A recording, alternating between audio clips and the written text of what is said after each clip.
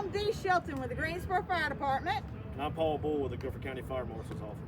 And we're here at Delancey Street Christmas Tree Lot located at North Church Street in Cornwallis.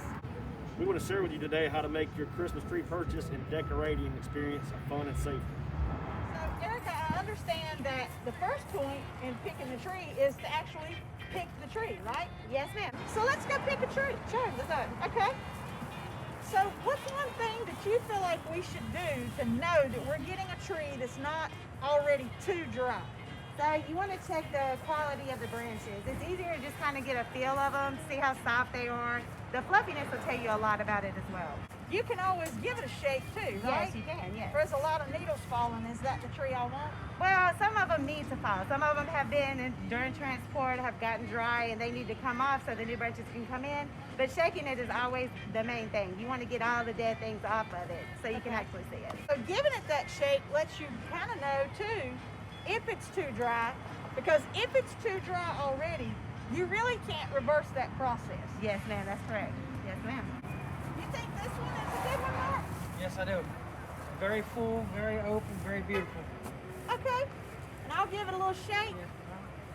Yes, Yeah, it's a nice tree. So let's pick this one. ma'am. Okay. We do to put it on the stand, we have to do a fresh cut on it. We put on about a half an inch. What it does is allow some of the sap to be released, and that way it end up drinking water and getting good, and it'll open up a little bit more when you get it to the house. Right. So what Mark's talking about, when you pick your tree, you want to have that half-inch to three-quarter-inch cut. What happens is an evergreen goes into what's called survival mode. As soon as it's cut in the woods or on the farm, it goes into survival mode. It sends sap to the bottom to seal it off, to hold in its freshness, its moisture. So in order for the water that you feed it to feed up through the tree, you got to cut that off and get that seal off of there. That way it absorbs the water better. Mark, we're going to let you give it that cut. Yes, ma'am.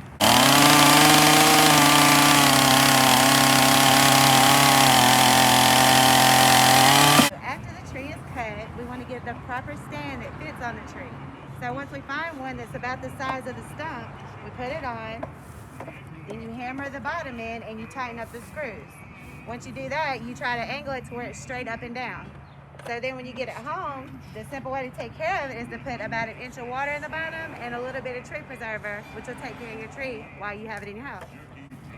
And so once your attendant has made the cut, you want to be home within the hour, because that tree is still in survival mode. It's going to send that sap down. If you wait too long, it's going to seal it off again.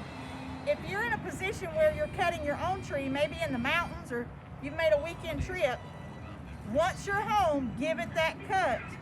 And then when you water it, you want your first watering to be hot to warm tap water. This will help to loosen that sap to get it moving. When placing your tree in your home, avoid placing it next to a direct heat source or out of direct sunlight, as this only dries your trees out and reduces the life of it. Your first water needs to be a warm water to loosen the tree sap up to absorb it. Electrical lighting and equipment was involved in 44% of home Christmas tree fires. So check your electrical items before placing them on the tree. You want to look for frayed wires, broken light bulbs, anything that's exposed that could cause a fire hazard. You want to make sure that you're not using more than 3 strands plugged in together on the tree. If you're plugging in a strand, you want to make sure that there's no more than 3 put together in one receptacle. Make sure that you're using either surge protectors or circuit interrupter strips if you've got multiple things being plugged in. Do not overload your circuits or your outlets. This can cause an overheating fire. Never use candles near the tree. Try using battery operated candles instead. 25% of Christmas tree fires had a candle or another heat source somewhere too close to the tree. When caring for your tree, remember to water it every day. Also, unplug the lights every night before you go to bed, or if you're not going to be around the house. Discard your Christmas tree as soon as you can after the holiday season, as 3/4 of Christmas tree fires occur in late December or early January.